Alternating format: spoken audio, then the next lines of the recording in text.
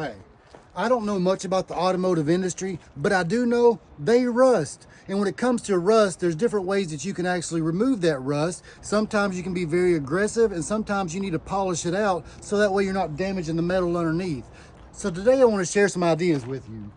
So when it comes to rust removal, there's different ways to achieve that goal. One, you can use a cutting disc or a grinding disc that's a little bit more aggressive. You can also resort back to a flat disc, which sometimes this works out perfect, but there's other times that you don't want to cut into the metal itself. So then you can run into the backer pad style fiber disc, and sometimes they can still be too aggressive. Then you can move over to a 3-inch that's actually a twist lock, and that has some different grits on it.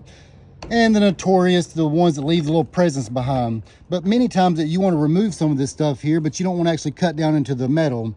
So as you see here, I used a flap disc a couple of weeks ago, and there's some pretty aggressive streaks in there. And many cases this is okay. But if you're at the point that you don't want to remove any of the material, you just want to get rid of the paint or oxidation off the top of it, that's where these 4.5-inch polishing discs come into play. So the black is going to be less dense or a softer material, then the blue is going to be a medium grit, and then the purple is going to be a more dense or more aggressive approach here. So there's times that this is okay, but there's certain cases we just want to remove the oxidation off the top of it. So let's do some testing here.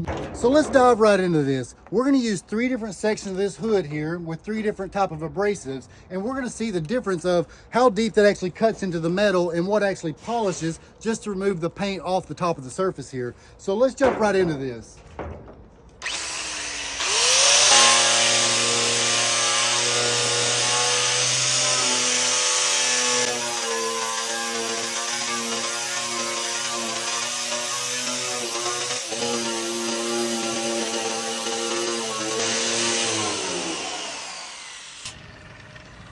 So that actually worked out pretty well, other than when you have to pull the needles out of your arm and out of your clothing. But this right here, this does work, does do the job. So now we'll move toward an Ezark 4.5-inch zirconia flat disc. And this is a 120 grit here.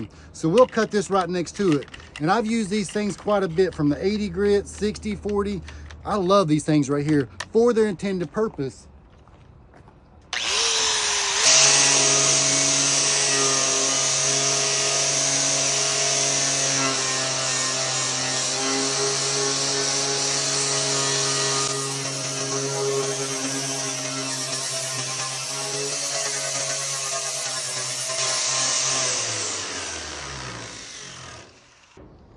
So as you see, that's a lot more aggressive and takes it off much quicker, but it also cuts down into the metal. So what we want to do now is use these polishing pads in this section here. We're going to use all 3 of them.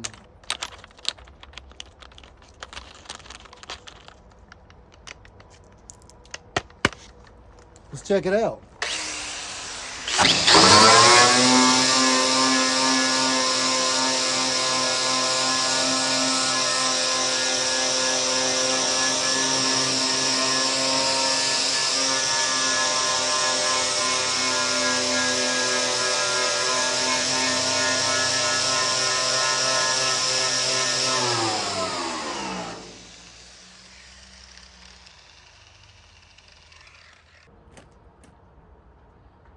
So it's more aggressive than the wire wheel, but less aggressive than the flat disc. So now we'll convert this over and we'll step into the medium density.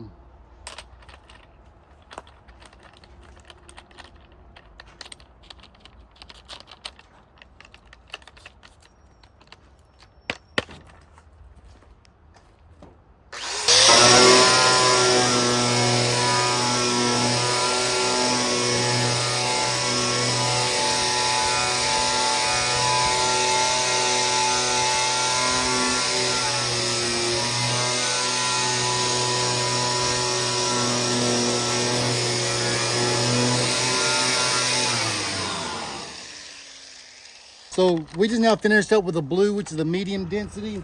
And now we're gonna make our way into the purple, which is the high density. So this one right here should be quite interesting. So we got 5 different samples here, 3 of them being these polishing pads, and we'll check out the results here in just a second.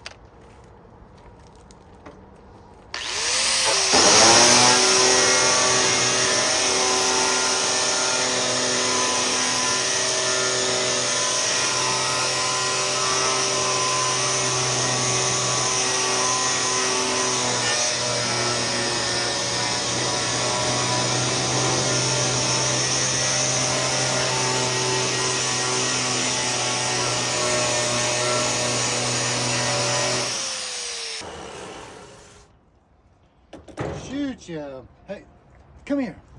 So our results are in. So these polishing pads for the 4.5 inch grinder are actually pretty sweet. So what I've noticed is the purple being more dense left less scratches than the black that's less dense that was more coarse. So they actually step in levels of smoother on the purple, medium on the blue, and then black is actually a more aggressive. But this right here, this thing, it'll stab you in a heartbeat, and it takes longer, but the finished result, it's much more smooth. You don't have as many scratches that are deep into the metal here. So you also have the flap disc, and they've got their special purpose here. And as you can see, it's a little bit more aggressive. It takes it off much quicker, but at the end of the day, depending on what you're actually grinding and the grit, these definitely are ideal to have. So if you're looking to feather out some welds or clean some rust or so on frame rails, these right here definitely have their place, and I love these things from the 40 grit all the way to the 120. But these right here, when it comes to paint removal and oxidation removal, this right here is a go-to, and it's definitely got its place in the toolbox here. So I'm super happy with these bad boys, and we're gonna get back to working on a truck that we're not restoring.